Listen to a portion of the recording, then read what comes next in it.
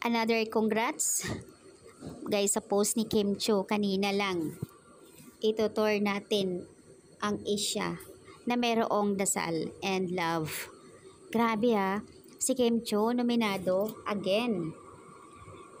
Isang nominado sa What's Wrong with Secretary Kim. Nakakaloka.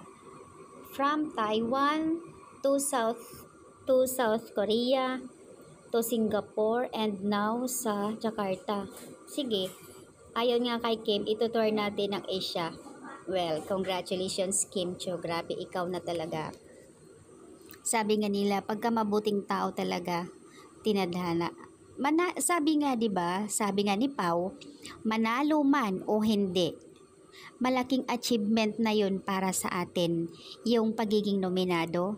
Malaking bagay na 'yon. Panalo na tayo doon para dito sa atin, syempre. Malaking karangalan na magiging nominado ka. Daming na-excited dito Ito bagong post ni Kim 37 minutes ago lang. And you're the one and only superstar. Ayon sa host ng Korea, your superstar Kim Cho. Congrats Kim, blessed ka talaga. Sobrang bait mo kasi. And super deserve ang lahat. Ikaw na talaga Kim, so proud of you. I think the prediction of Adindo Balares that you will gonna be in Hollywood stars is slowly coming true. The multi-talented and superstar, the queen. Basta kami masaya para sa iyo. Diba nga sabi ni Pau, uulitin ko na naman na masaya na tayo doon. You deserve, Kimi. Siyempre, tuwang-tuwa na naman si Paulo dito. Ang dami nagpaabot ng pagbati na congrats again kay Kim Cho. Siyempre, pagkatapos ng linlang and ngayon sa What's Wrong with Secretary Kim, ito na naman. Parang anghel mukha talaga ni Kim.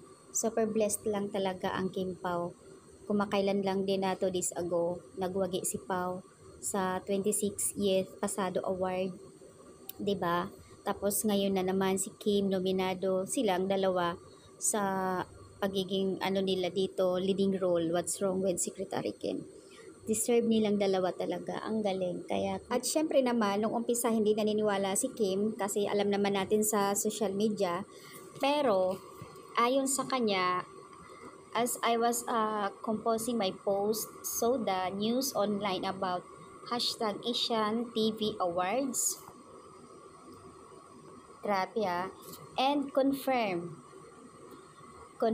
it to our head of view Philippines, kay Miss Garlic Big Bawang.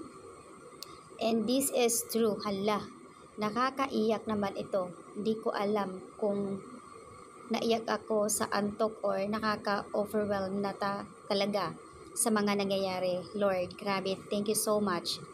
Sobrang thank you sa blessing, and also Sir Dio, thank you. Grabe, caps lock talaga yung pangalan ni Sir Dio, and thank you Lord. Para intense, 'di ba? Secretary Kim, thank you so much, and alam kong nomination pa lang ito pero parang nanalo na ako, nasa Asian TV Awards na. Diyos ko Lord, nawawala antok ko, puyat ko, ayaw kong matulog, baka may magandang pang balita darating. What's Wrong with Secretary Kim? Ayan, Dreamski PH, thank you so much.